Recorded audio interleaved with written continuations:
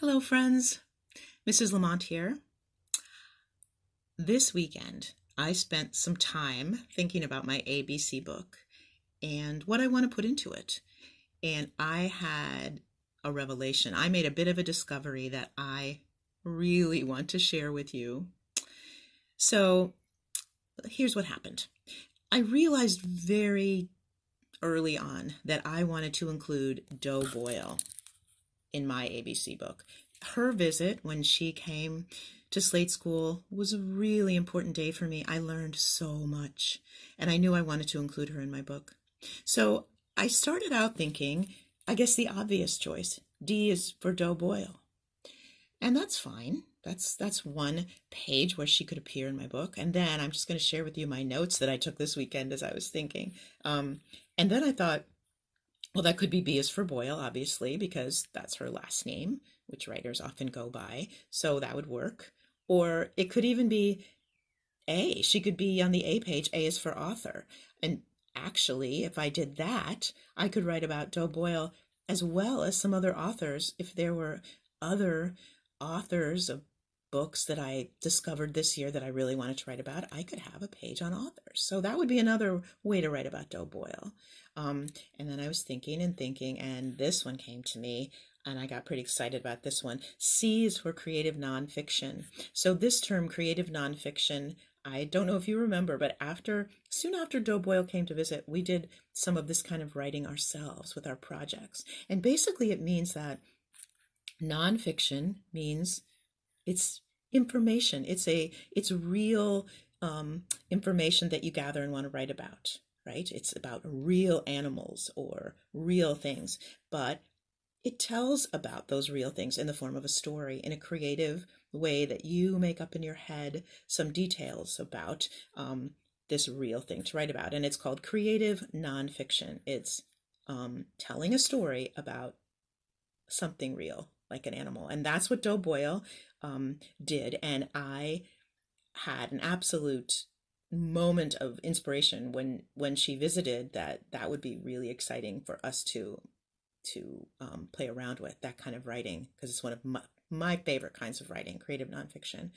And of course, I was thinking I could even include her in my book under O for Otters, because she wrote that fabulous creative nonfiction book about otters. So if what inspired me most about her was learning about otters through that book, I could write about otters and Doe Boyle on my letter O.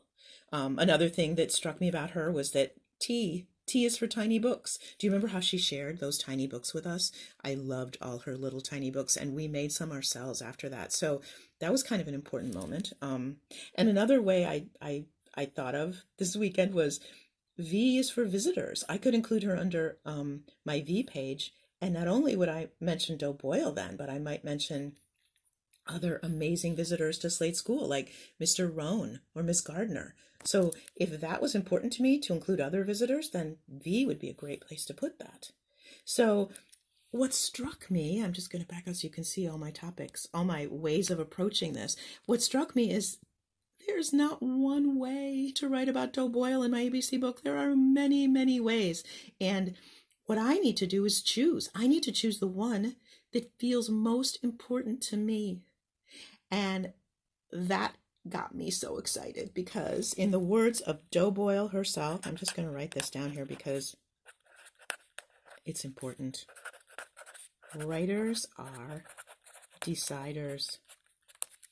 That Doe Boyle said that. I don't know if you remember that, but writers are deciders, and I agree with that.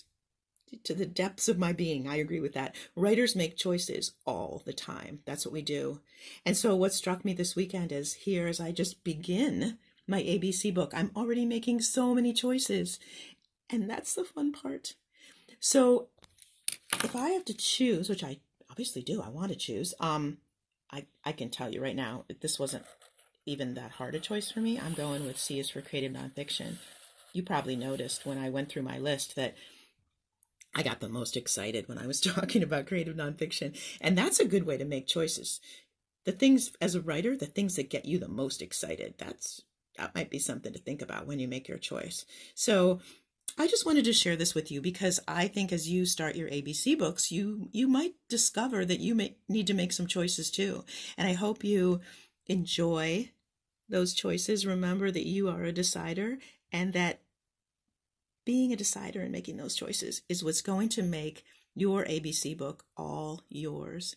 So even if all of us were writing an ABC book about the exact same topics, they would all be completely different because we would make choices that would focus on what was most important to us. And that's what makes writing wonderful. That's what makes the world go around. That's what's thrilling here for me, is that we are going to show the world who we are a little bit through the choices we make in our ABC books. So have fun deciding, have fun writing. I cannot wait to see your ABC books. Thanks for listening to my little weekend discovery. See you soon. Bye.